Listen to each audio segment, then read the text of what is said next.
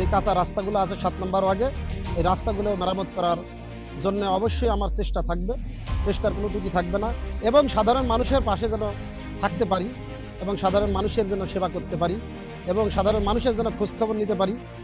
এই এই সমস্ত কাজের মধ্যে দিয়েই আমি চাচ্ছি সামনের দিনে যেন আমি মেম্বার প্রার্থী সেই হিসাবে যেন জনগণও সাড়া দিয়েছে, আমিও জনগণের ডাকে সাড়া দিয়ে থাকতে পারি, এই জন্য আমি নির্বাচন করি। যারি এর আগে শুনেছিলাম, আজ আবার শুনলাম, হ্যাঁ পাওয়া যোগ্য, অবশ্যই ভালো ছেলে। না ভালো ব্যবহার আচার আমার কাছ তো ভালো। আশা কি করবো, এখন সরকারের অবদান আসলে আমরা ভূমিহীন। এলাকার জন্য উন্নয়নমূলক অনেক কিছু করে, কাজ কাম করছে এবং সবার সেবা করছে, এগুলাই। আমার নাম মোহাম্মদ আশরাফুল ইসলাম অপু। আমি ধর্মপুর ইউনিয়ন পরিষদ 7 নম্বর ওয়ার্ড আগামীতে মেম্বার পদপ্রার্থী। নির্বাচন করবে যেন আমার ওয়ার্ডের সর্বস্তরের জনগণ আমাকে সাড়া দিয়েছে যে আপনাকে নির্বাচন করতে হবে। এই আলোকে আমি নির্বাচনের সামনে আগামী দিনের ক্যান্ডিডেট। আমি আমার 7 নম্বর ওয়ার্ডকে আমি সর্বপ্রথম, যদি আল্লাহ পাক রব্বুল আলামিন সহায়তাকে যদি তিনি দয়া করেন, আমি মেম্বার হওয়ার পরে আমার প্রথম কাজ, আমার 7 নম্বর ওয়ার্ডে মাদকে এত আসক্ত হয়েছে যে মাদক এই সমাজকে ধ্বংস করে দিচ্ছে, সমাজের যুব সমাজ মাদকে ধ্বংস।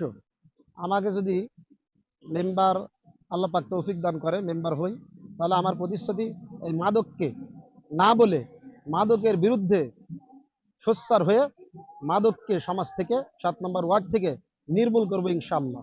আমার ওয়ার্ডে যে সমস্ত রাস্তাগুলো এখনো পর্যন্ত হয়নি, কাঁচা রাস্তা আছে, আমি যদি মেম্বার হই আশা করি যে আমি আমার সাধ্য অনুযায়ী যে কাঁচা রাস্তাগুলো আছে 7 নম্বর ওয়ার্ডে, এই রাস্তাগুলো মেরামত করার জন্য অবশ্যই আমার চেষ্টা থাকবে, চেষ্টার কোনো ত্রুটি থাকবে না, এবং সাধারণ মানুষের পাশে যেন থাকতে পারি, এবং সাধারণ মানুষের জন্য সেবা করতে পারি, এবং সাধারণ মানুষের জন্য খোঁজখবর নিতে পারি। এই এই সমস্ত কাজের মধ্যে দিয়েই আমি চাচ্ছি সামনের দিনে যেন আমি মেম্বার প্রার্থী সেই হিসাবে যেন জনগণও সাড়া দিয়েছে, আমিও জনগণের ডাকে সাড়া দিয়ে থাকতে পারি, এই জন্য আমি নির্বাচন করব। নির্বাচিত যদি হতে পারি, বিধবাদের যেমন আমাদের সরকার বিধবা কাজের ব্যবস্থা আছে, বয়স্ক ভাতার কাজের ব্যবস্থা আছে, প্রতিবন্ধী ভাতার কাজের ব্যবস্থা আছে, সেইগুলো আমি যদি মেম্বার হতে পারি, আমি কোনো টাকা পয়সার বিনিময়ে না, আমি তাদের পাশে থেকে তাদেরকে এই সমস্ত কাজের সাহায্য সহযোগিতা করবো, এবং আমার ব্যক্তিগত আমি যতটুকু পারি তাদের পাশে থেকে তাদেরকে সহযোগিতা করার চেষ্টা করব।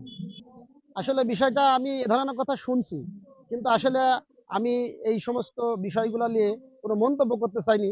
যদি মহান রব্বুল আলামিন যদি আমাকে নির্বাচিত করে, তবে আমি আপনাদেরকে প্রতিশ্রুতি দিচ্ছি, আমি সাধারণ জনগণের কল্যাণেই কাজ করব, এবং এই সমস্ত কোনো টাকা পয়সা লাগবে না। এবং আমার আরেকটা প্রতিশ্রুতি, আমি যদি মেম্বার হতে পারি, তাহলে আমি আমার প্রত্যেক মাসের যে সরকারি থেকে যে আমাকে একটা ভাতা দেওয়া হয় মেম্বারদেরকে, এই ভাতা একটি করে অসহায় মানুষদের মাঝে আমি তুলে দিব প্রতি মাসে, জনগণকে সাথে নিয়ে। ভোটারদের উদ্দেশ্যে, ভোটাররা যে চাই যে এলাকার যে কল্যাণমূলক কাজ করবে, রাস্তাঘাট করবে, সাধারণ মানুষের পাশে থাকবে, হ্যাঁ সাধারণ মানুষের খোঁজ খবর নেবে, তাকেই সম্ভবত সাধারণ মানুষ পছন্দ করে। আমি ব্যক্তিগতভাবে আশা রাখি যে ইনশাল্লাহ আমার ডাকে সবাই সাড়া দিবে, কারণ আমি আমার ব্যক্তিগত জীবনে আমার কোনো এরকম কোনো, আপনারা যেটা প্রশ্ন করছেন, কোনো ব্যাক রিপোর্ট নাই যে আমি কোনো কিছুর সাথে জড়িত বা কোনো কিছু। সেই আলোকে আমিও তাদের প্রতি আশাবাদী, এবং তারাও আমার প্রতি আশাবাদী যে একজন যোগ্য একটি মেম্বার তারা বানাবে। উনি ভালো, হ্যাঁ ভালো পথে, সব দিক থেকে ভালো, চলাফেরা সব দিক থেকে। যারি এর আগে শুনেছিলাম, আজ আবার শুনলাম, হ্যাঁ পাওয়া যোগ্য, অবশ্যই ভালো ছেলে, সে তো ভোট পাওয়ার যোগ্য।